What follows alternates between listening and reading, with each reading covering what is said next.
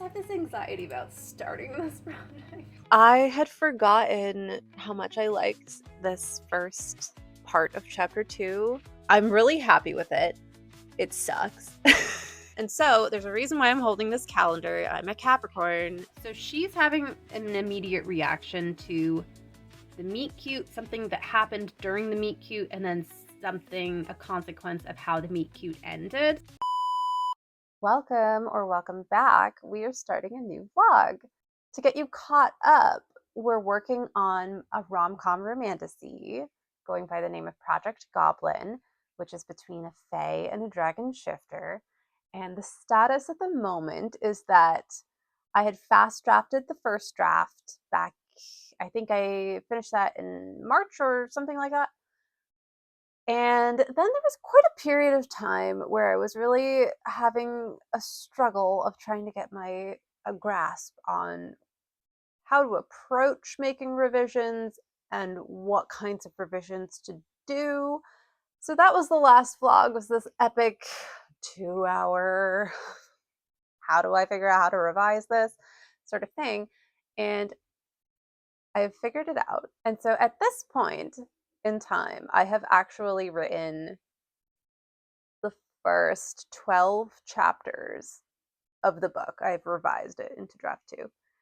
But we're going to see how things went from the beginning all the way up through to, I think, chapter 9 in this vlog. It's like a week of writing. And I just forgot to film an intro clip, so I started the vlog as if everyone knew what the heck was going on, and I didn't explain anything. And this week of writing turned out to be a very Capricorn kind of week. I'm a Capricorn, and we'll see what the heck I mean by that at some point in these clips. And so there's like some very Capricorn-y struggles that then ended up totally fine in the end. So anyways, but let's take things back to the beginning of the week when I had not yet sat down to start writing the new prologue for draft 2. It's June 4th, just about 12 o'clock, and I am about to start writing the new prologue. So, I just have this anxiety about starting this project. I don't know why. So, anyways, I'm just trying to ignore that. I pulled up my document. I have a paragraph outline of roughly here's what I think happens now in the prologue. And then I'm gonna bring up in another window what I wrote for the last prologue, because there's some stuff that's carrying through, even though a lot of it's changing. But I want to be able to see it and just copy paste. There's two parts to the prologue, because there's an initial action piece, and then there's and then here's this situation that explains the setting of the world and how the character got here. Anyways, we don't have to get that into it, but basically that entire part can just get copy pasted over, because that's not changing. Okay, I copied over that part. So now there's nothing to do except start. I'm so intimidated. This is so frustrating. Here we go.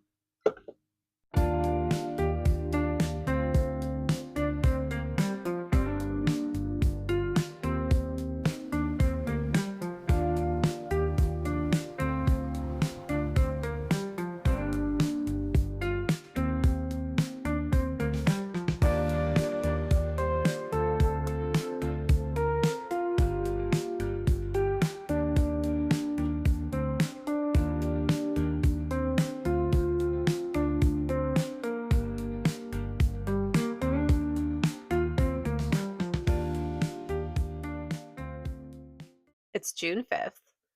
It is 11:15 on June 5th.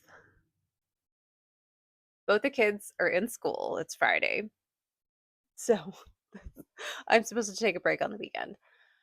And I feel like the week just started and I also wasted the entire week, which is not true, but that's the current feeling. Anyways, yesterday I did write the prologue, the updated prologue. It was entirely, almost, except for that very end small amount, new words. It's like 2,000 new words. It was a lot. I'm really happy with it. It sucks. I'm really happy with it though, because it's the updated version. So I'm excited to get in there later on and make the updated version good. I think it is good. Chapter 1 is what I'm hoping to do today. I don't know how long to expect it to take to update some of these chapters because like for the prologue, I was entirely rewriting that because it completely changed. But for some of them, including this first chapter, I'm actually going to be keeping a lot of this stuff and then reframing things. So I don't know if that's going to be faster or slower, honestly. So we'll find out together, I guess. So it gets complicated because we have the first chapter from draft 1. We also have the first chapter from when I had started drafting draft 2 at the beginning of April, and I changed the situation. But there is some other stuff that I added that may be useful. And so we have those two things to work with, as well as we have my updated like paragraph outline for what the new chapter 1 is supposed to do. And so there are going to be things from those two drafts that are gonna be good to use, and then also there's gonna be whatever I need to I don't know what to expect. And I'm starting halfway through the day, and I didn't sleep well last night, and so I'm just, like, tired and a little bit cranky, and I'm like, maybe I should just not do anything." But obviously, that's not really what I should do because number 1, that's not gonna make me feel better. I'm gonna feel better if I do this chapter. And also, there's no reason for that. I'm just being a baby, a little baby. And that's fine. So here I go being a baby. Today, what I feel like I need to do is just like try my best to work those 6 time blocks that I try to promise that I will work every day that's a writing day, which I've been semi on a break. And so I haven't done that for almost 2 weeks. But today's Friday. Let's end the week strong and just see. Does that mean I write 1 chapter? Does that mean I write 2 chapters? I don't know. Does that mean I don't even finish 1 chapter? I don't know. I'm in a mood. Ooh. It's a bit of a bad mood.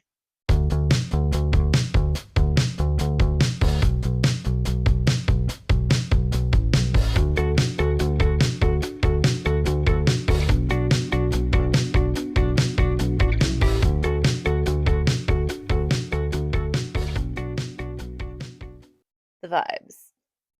The vibes are that it is 8 o'clock on Saturday morning, and I just cleaned the downstairs. I was so tired yesterday. I must have mentioned that. It wouldn't be like me not to mention if I was tired. And it was so messy in the house last night. And then I woke up this morning and my husband had like started the cleaning, which was incredible. So then I was like, ooh, like I could finish it because what they were doing, they do like a special, oh, dad adventure day. Go do stuff with dad on the weekend, which is so nice. So anyway, so I just finished doing the cleaning downstairs, which is fantastic. That had been so frustrating. It gets messy so fast. Oh my gosh. When you have kids, oh my gosh. Bless. But so anyways, that's the vibes and I just have my cup of coffee. I haven't drank it yet. And I'm not supposed to work on the weekends. It's my own thing. But here I am. I want to mess around with chapter 2. I'm going to mess around with chapter 2. So yesterday, it's June 6th. Yesterday, I wrote chapter 1. Chapter 1 went okay yesterday. It feels very Frankenstein-y still. Like I did the Frankenstein thing that I said I was gonna do, and I think it works way better. So it is what I wanted it to be, except that I'm kind of just like vibing the conversations between the crew members at this point, which is fine. But I think there'll definitely need to be a specific pass where I'm really thinking about like how does Selena's character, how does she come across in these different relationships? Because she's the captain of the crew right now, and the way that she's acting and talking, it kind of makes it feel more like there's a different character that's the captain of the crew, which wouldn't make any sense, and that's not how it's going to stay. But it's just like that's the personality that's dominant right now. And I haven't figured out yet how to have someone who is a Virgo. So Selena's a Virgo, and she is from the specific background, place, and experiences, and she would have this sort of soft leadership way about her where her crew respects her, but they also love her, and she's like part of the found family. And that's not really coming across in this, which is fine. But so, anyways, that's a little bit of a dissatisfaction with that. But I think it went well. So, draft one had a completely different prologue that ended in the same way to set up the situation that the book is going to be beginning in. So, we have the new prologue. Then in draft one, chapter one, at the end of it, the two main characters had their meet cute, their meet hate. And that's not happening because we need to get a reintroduction to the male love interest in this new situation because there's been a time lapse. So much has gone by. We need to get a reintroduction to him and his like current status quo before that. So, chapter one was meeting the female protagonist. Chapter two needs to be the reintroduction. This is where it gets complicated because I had started drafting some of these chapters, if we remember, back in April. And so I had done, here's what I think the introduction chapter to Ragnar would be. But the problem with it, I think I'm going to use most of it, but I need to completely change the tone of it because I love the way that that chapter came out, and I think it sets up a really well what his status quo is, and so I'd been really happy with it. But the problem is that he is far too apathetic in it, and as we know, when writing a story, one of the kisses of death is having a character who is apathetic, because unless you're doing a very specific thing, you need to have a character who wants something deeply.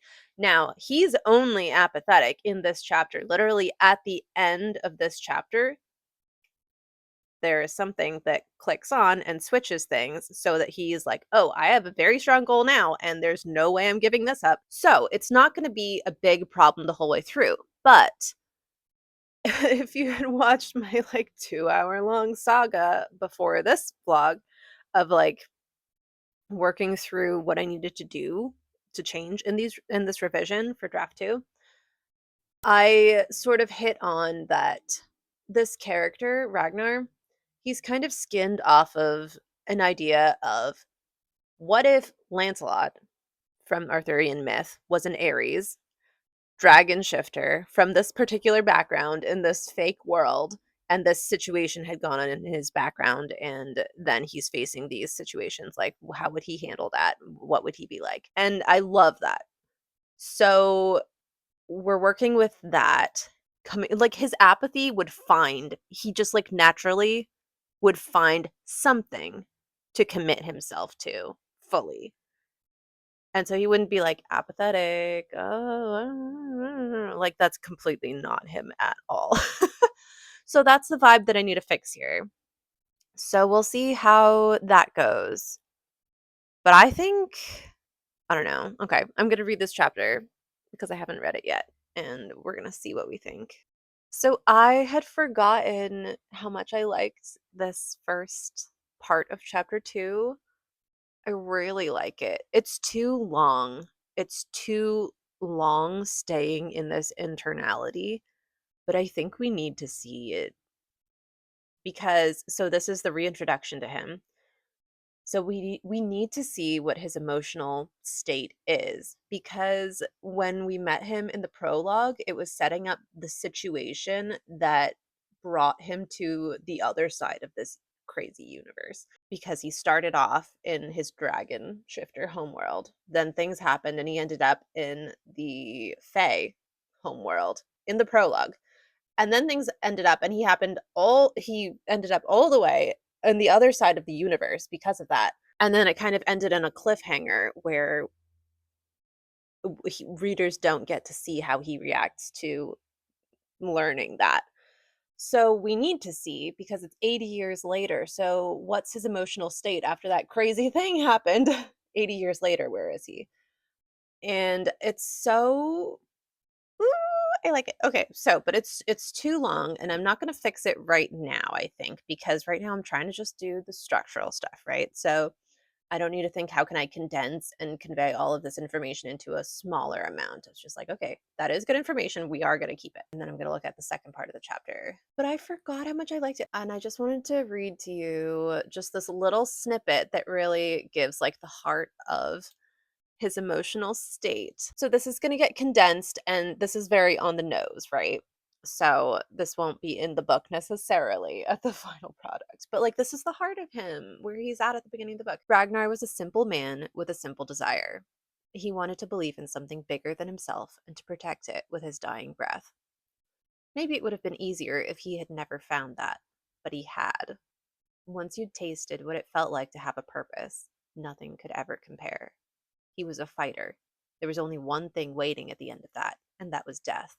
If he stopped fighting, who was he? Dead. That's what. But he couldn't fight a cosmic force, and that meant the only person he could really fight was himself. And that's where he's at. Guys, oh, I love this boy.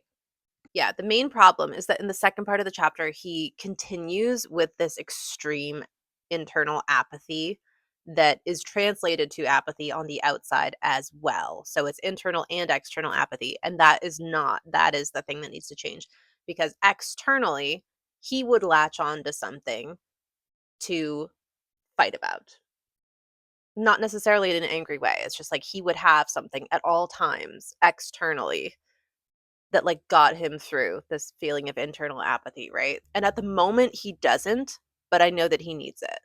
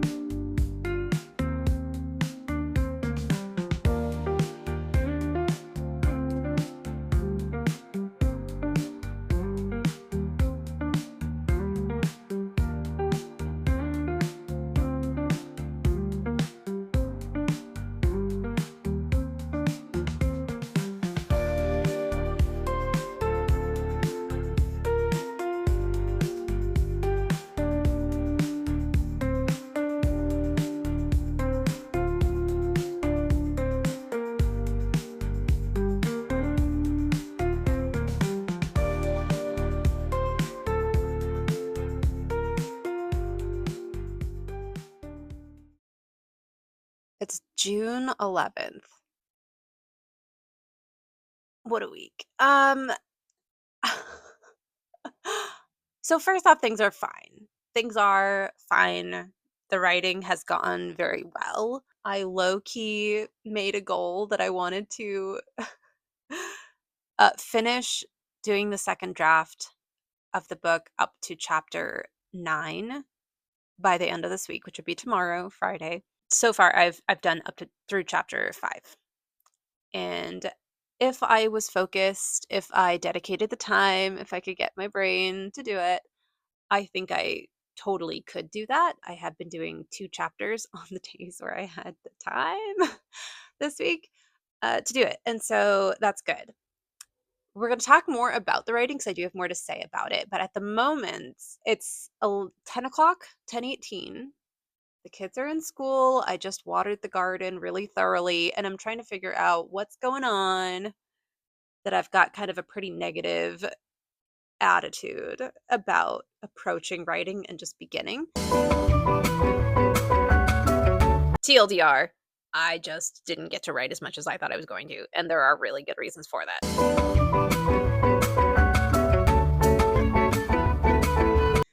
And so we're going to just chat it out a little bit because I did my tarot reading, and the cards that I pulled for my tarot reading for the day I think are a pretty accurate representation of what's going on with this bad mental space. And I know that it's not deserved, like I know that I need to find a way to reframe it. I recently started getting back into astrology a little bit in my early 20s.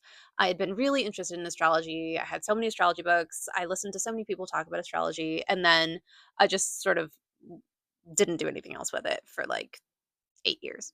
So it's interesting reading this stuff again after becoming a mom, after, almost a decade has passed. And, people can feel however they want about astrology, but it is interesting to hear these explanations about, these parts of yourself based on your birth chart and really connect with a lot of them. I've been using it a little bit as helping me with my, framing tools for how to approach difficulties when I have difficulties. And so there's a reason why I'm holding this calendar. I'm a Capricorn, and one of the big things associated with Capricorns is time. And I super relate to that.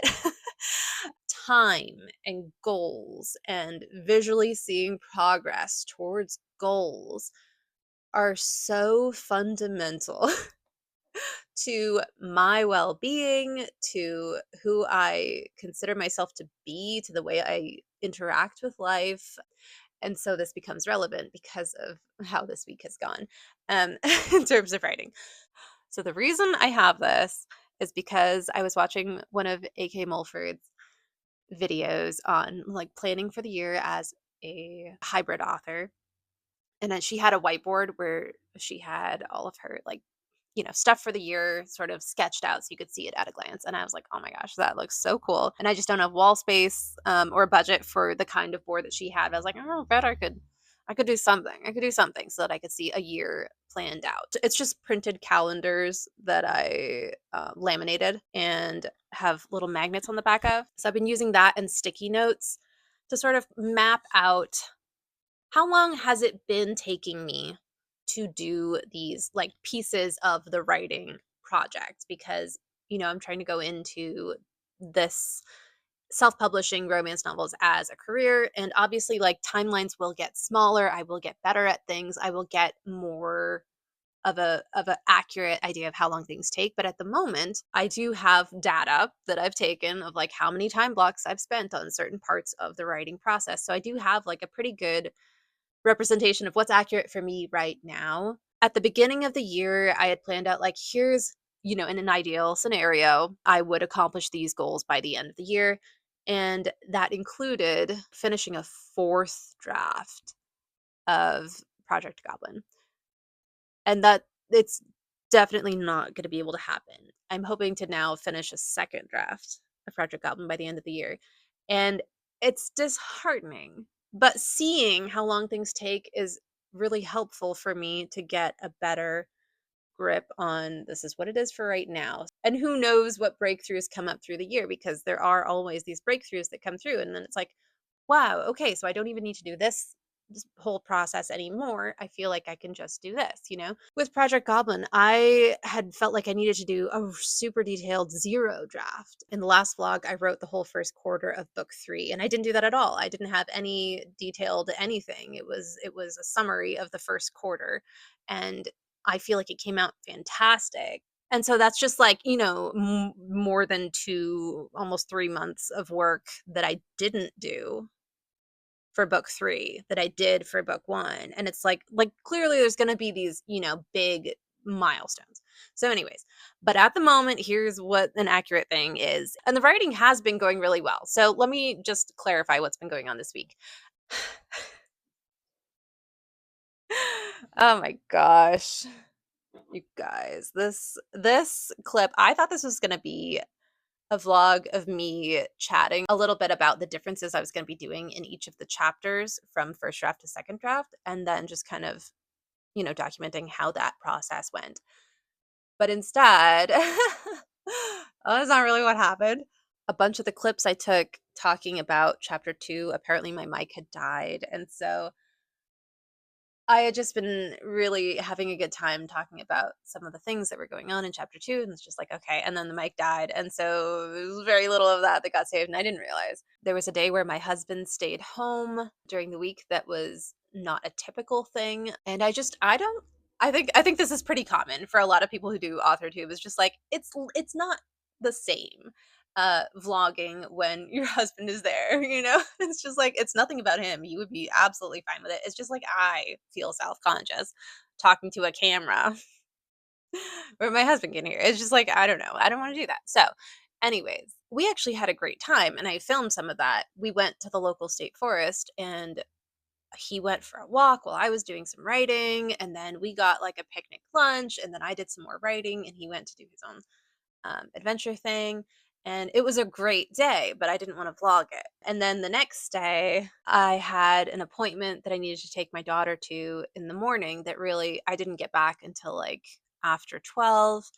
And it was really hard to like lock in and focus. And then I had to leave very shortly after that, anyways, to pick the kids up. And then we had karate. And then we had just like the house is a disaster and we have to cook dinner and all this. And it's like, it's normal life, right? There was nothing bad about it. But it's just like one of those full days where, the writing just like didn't really come together. It didn't feel like it made sense to vlog any of it. And then I got news that night about my sister, who is fine, but she's pregnant and there was some concerning stuff going on that made me feel like I would really, really like to take her younger kids and just watch them for the day on Wednesday, yesterday.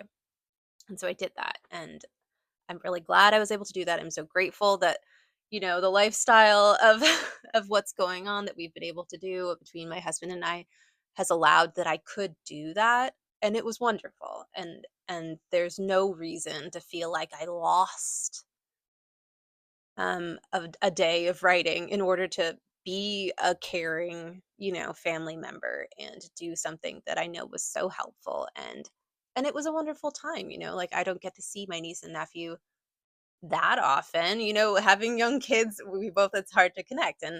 And so that was really, really nice. And my kids, when my kids got off the bus that day, their eyes just like lit up at the surprise of their cousins being there waiting at the bus stop for them. And so it was just like this is beautiful, right? This is such a nice thing. And it is so frustrating to be a Capricorn with this just really absolute fixation with time and progress and just like what it feels you have to sacrifice in order to not make that progress, or what you have to sacrifice in order to make that progress. But like that progress is at the end of the day something that is so hard to stop thinking about. And this is different than toxic productivity, I believe. I think that this is actually a Capricorn thing. It's an identity thing. It's not it's not a value thing. It's not like I feel like I'm, worthless if I don't produce things. There's no one I'm letting down if I don't produce things. I'm a Capricorn with my sun, Mercury, Venus, Mars, North Node in the fifth house, which is the house that rules creativity. It's who I am. And so, and this is so funny to be like, okay, astrology, here we go. But it is. It is. And as I've gotten older, I've realized that one of the best ways I can take care of my mental health and one of the best ways I can, support myself and be happy and, like the term, you can't pour from an empty cup. You can't take care of other people in a healthy, loving way if you are, running on empty. And I've had years where I'm running on empty. Like I'm a mom. Every single mom I guarantee you will be like those early years. I was absolutely on empty. And there was nothing that was going to ever change that. Even if the perfect scenario existed, you are running on empty.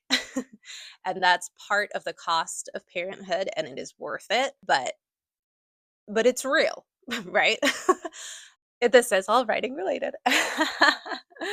And everything is fine. Like, my sister is fine, but pregnancy is hard. My favorite way to fill my cup is to have my time and to spend that time on creative projects that fulfill me so much. And it's one of those things where you hear people be like, I feel like my calling in life is to do this thing. That's what I feel like I've been here, to do. And I'm not a religious person.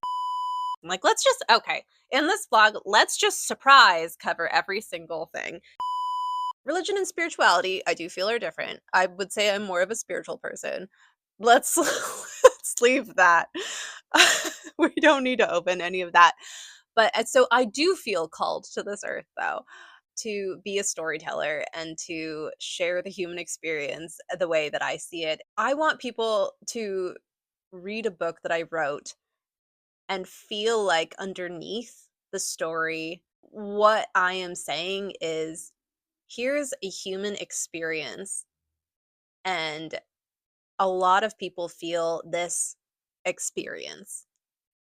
And I see you, and I see how hard it is to have that experience. And here is a character that you can see going through that experience as you are having enough detachment with this fantasy plot, with this romance. But you can see this character struggle through this experience. And here's what they did in order to feel whole and fulfilled by the end. And maybe that's a path for you. Or even if that path or where that character ended up is not something that you would want for yourself, like the inner place that they ended up is not quite what you would want at the end of the struggles that you're going through with that experience. But you can see that someone got through it and there is a way through it. And you can feel that validation of, I'm going through this as well. Like, I am not alone. And I know that's like, I don't know. I feel like that's so ridiculous to say as someone who's unpublished and gonna be writing spicy romance novels. I'm like, let's not beat around the bush. But for an example of what I mean with that underlying experience, in Project Goblin, part of what got cut off that I was talking about in chapter 2 when my mic died was that the male main character, the experience that he's going through that I want to portray so badly, that the thing that I love about his character is that he's a version of that societal, systemic male emotion repressing. And there are reasons why he feels like he is, worthless, and his life would be better served in service of other people. And at the heart of him, he's a man who wants to believe in something.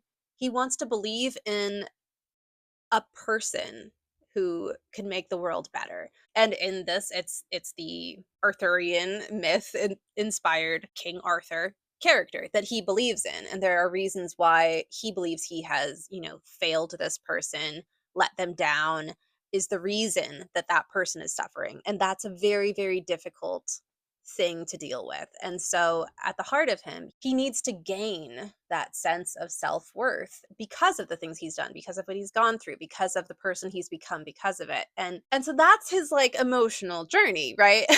And the skin of it, what we're dressing it up as, is that it's a fun rom-com romantasy. It's very fun to read, but at the end of the day, it is a human experience. And I think these things are like very universal, and so I feel like I'm called to this earth to write these stories and all this stuff.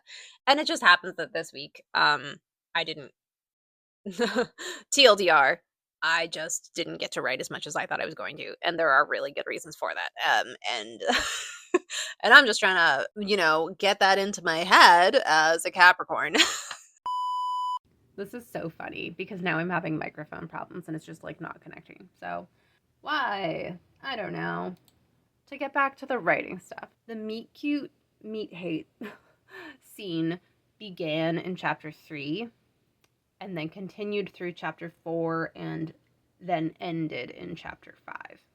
And so chapter 6 is about her immediate reaction to the events of what happened during that meeting and what it means. So she's reacting to that, and one of the things that happened had a consequence that she's now having emotions. So she's having an immediate reaction to the meet cute, something that happened during the meet cute, and then something, a consequence of how the meet cute ended. So, like, all this stuff, she's reacting to this stuff, and she represents the situation in a certain way to her crew. And because of that, one of the people in the crew has this conversation with her about the context that she implied was there for that situation, which then allows her to talk about these backstory hints that should be a hook for readers. I don't know if this makes any sense. I don't want to get specific about it, but it is like there's quite a lot of nuance going on because she's reacting to what readers know as well as things that readers don't know, and then readers get a hint of that. And then she has a decision to make about what she's going to do. So that's what this chapter is. And the biggest change is that conversation that's happening with the other crew member. So that's going to be where there's more new words than other places. It's June 12th, and I'm having a little bit of technology issues that are pretty frustrating. The video that hopefully comes out right before this is like almost a 2-hour long video of, getting from feeling very stuck and not sure how to make progress in what kind of revisions to even make and what that might look like in this project, in Project Goblin. So that vlog is starting there, and then I wasn't stopping it until I felt like I was making actual progress that was not a false start. So I finished that vlog and I finished editing it. And I was doing my final watch through to make sure there wasn't just like funny little things that I didn't catch. And it was working absolutely fine last night, but I couldn't finish doing the final watch through. Then this morning, when I opened it to finish the watch through, it was like, you don't have an SSD card. That doesn't exist. All of the files I had put on an SSD card, and it just like doesn't exist anymore. I don't know what's going on. Like there's no reason for this. I can't finish the watch through. Like what are we doing? Bit of a bummer. But I'm going to try. I've been having a really hard time the last couple days, the last week, just like writing, which is frustrating. So, oh well.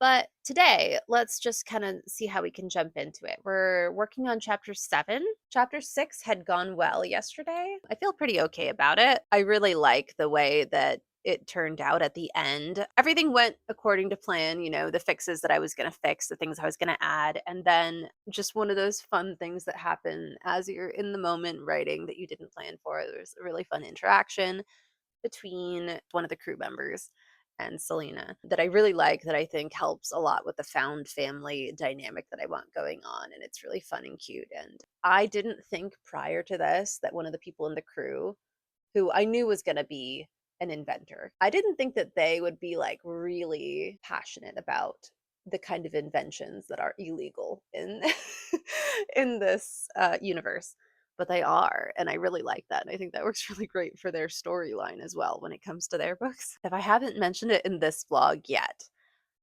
I'm working off of an outline that's based on using the 8 sequence method, and so I'll link some videos where I talk about it. Essentially, the part of the book that I'm working on revising right now is that first sequence, which culminates in the inciting event playing out. So there's 3 chapters left in the first sequence, chapters 7, 8, and 9.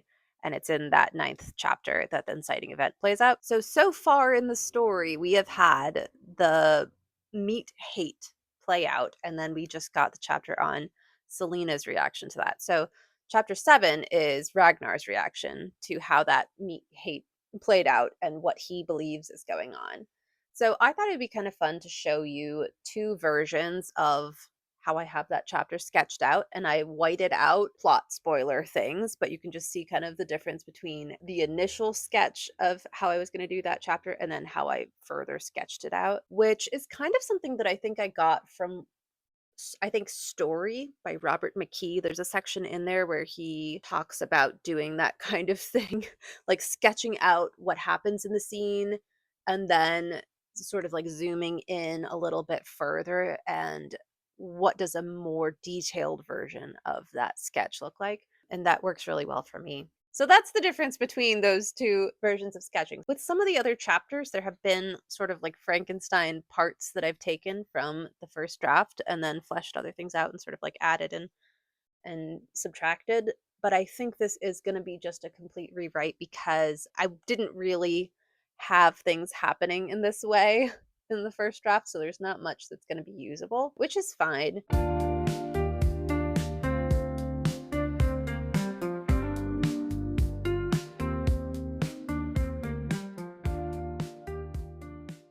The last couple chapters ended up just flowing very smoothly and not needing very much work. So I actually finished the entire first sequence of the book, which was those first 10 chapters of the book.